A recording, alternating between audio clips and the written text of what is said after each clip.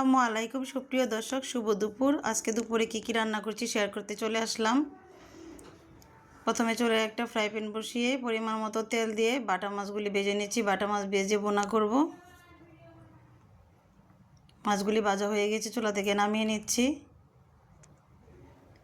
Fry প্যানে যে তেল ছিল সেই তেলে আরেকটু তেল দিয়ে চিংড়ি মাছগুলি ভেজে নিচ্ছি। চিংড়ি মাছটা বোনা করে নেব।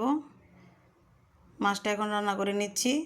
একটা ডেকচি বসিয়ে পরিমাণ মতো তেল দিয়ে রসুন কুচি দিলাম 1 চা চামচ, আর পেঁয়াজ বাটা দিলাম 2 টেবিল চামচ, অল্প একটু আদা দিলাম। এখন 1 চা চামচ হলুদ গুঁড়ি আর 1 টেবিল চামচ করে মরিচ আর ধনিয়ার গুঁড়ি দিয়ে একটু পানি দিয়ে কষিয়ে নিচ্ছি।